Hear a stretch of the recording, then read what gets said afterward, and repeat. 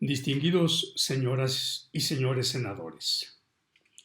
intervengo en este foro virtual para opinar sobre la iniciativa de ley de la Fiscalía General de la República, con la convicción de que las aportaciones de la academia y la sociedad civil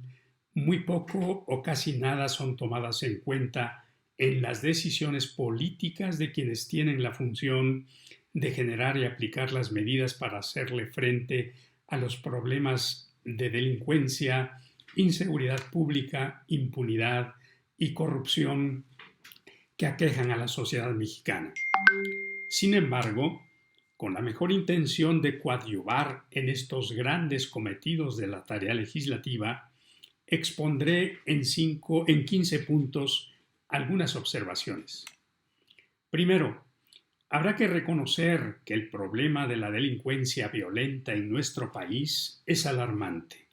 que ha provocado un elevado sentimiento de inseguridad en la población, lo cual es atribuible, entre otras causas, a la deficiente funcionalidad de los mecanismos de control que integran los sistemas de seguridad pública y de justicia penal. Asimismo, habrá que aceptar que hay hartazgo social por la insoportable impunidad y la incontrolable corrupción en los distintos ámbitos del quehacer estatal, sobre todo en los relacionados con la justicia penal y la seguridad pública, que hacen que las exigencias sociales se incrementen para que se garantice de mejor manera la protección de los bienes jurídicos frente al delito. Segundo, lo anterior también es atribuible a la falta de una política criminal integral claramente definida del Estado mexicano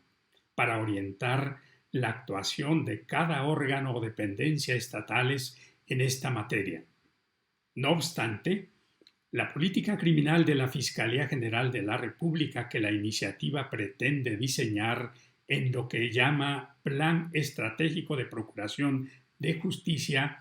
no está claramente precisada en la nueva ley que se propone, según las directrices generales que se derivan de la Constitución para responder a sus objetivos. Además, al fiscal general debe corresponder el diseño y determinación de dicho plan, así como precisar su orientación y sus alcances, comprendiendo no solo la investigación de los delitos y el ejercicio de la acción penal, sino también el papel que el Ministerio Público juega en el proceso penal, entre otros aspectos. Tercero, la nueva ley de la Fiscalía General no está desarrollada en atención a las exigencias del sistema procesal penal acusatorio y oral, cuyas directrices están previstas en la Constitución y en el Código Nacional de Procedimientos Penales, que prevén los roles que corresponden al Ministerio Público en el procedimiento penal. El proyecto de dictamen no parece darle la importancia que tiene, no obstante ser su razón de ser, por lo que difícilmente puede responder a sus importantes objetivos.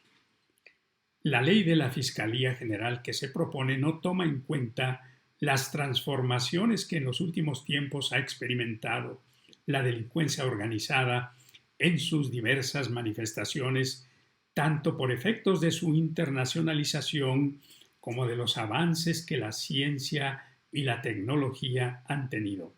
ya que ello debería observarse tanto en la nueva estructura de la Fiscalía como en las estrategias de investigación y persecución de los delitos. Tampoco se observa que la ley tome en consideración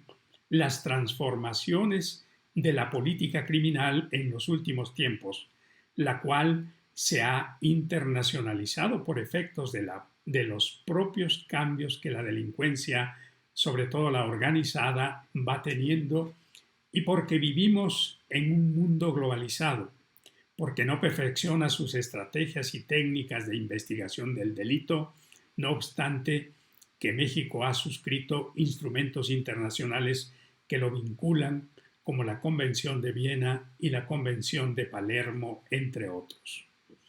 La exposición de motivos, sexto, y el dictamen de la nueva ley no ofrecen razones que sirvan para justificar la sustitución de la ley orgánica vigente, que sean producto de un diagnóstico sobre la situación actual de la Fiscalía, donde se señale cuáles son los problemas que la actual ley no resuelve y cómo estos se pretenden resolver con la nueva ley. El proyecto de dictamen solo se limita a reproducir lo que escuetamente se dice en la exposición de motivos. Séptimo, la nueva estructura que se propone de ninguna manera implica una refundación de la estructura orgánica de la Fiscalía, como se señala en el dictamen, porque solo levemente refuerza las áreas sustantivas que tienen que ver con las funciones esenciales del Ministerio Público. En cambio, le da mayor importancia a las áreas de carácter administrativo. Además, el mayor peso de control y persecución penal se orienta hacia el interior de la institución, es decir, hacia sus propios servidores públicos, no así lo que sucede al exterior, como es la investigación y persecución de la delincuencia organizada, con lo que no observa los equilibrios necesarios y se genera una estructura desproporcionada. Por razón de lo anterior, octavo, la estructura que la nueva ley propone no es la más idónea para que la Fiscalía pueda atender cabalmente los procesos del nuevo sistema de justicia penal, aun cuando desaparece algunas áreas e incluye otras, porque no se basa en la función esencial que a la Fiscalía y al Ministerio Público corresponde desarrollar. Noveno, el dictamen no se cuestiona si la función del Ministerio Público se desarrolla según el marco constitucional y las exigencias del sistema procesal penal acusatorio y oral, que es lo determinante para justificar una reforma. Décimo, la nueva ley que se propone debe posibilitar que el Ministerio Público cumpla el rol que le señalan la Constitución y el Código Nacional de Procedimientos Penales para que el proceso sea realmente acusatorio, se cumplan los objetivos del proceso y se hagan realidad los principios, derechos y garantías procesales. Sin embargo, lejos de fortalecer la función del Ministerio Público como órgano acusador, la reduce y con ello desdibuja el carácter acusatorio del proceso, al establecer que el Ministerio Público tiene la facultad de promover la aplicación de mecanismos alternativos de solución de controversias, de soluciones alternas y de formas anticipadas de terminación del proceso penal, con base en los lineamientos institucionales que al efecto establezca el fiscal general, cuando el Código Nacional de Procedimientos Penales no habla de promover, sino de decidir y aplicar, si se cumplen las condiciones que la propia ley señala. Décimo primero, el proponer que el Ministerio Público le dé preferencia a los mecanismos alternativos de solución de conflictos,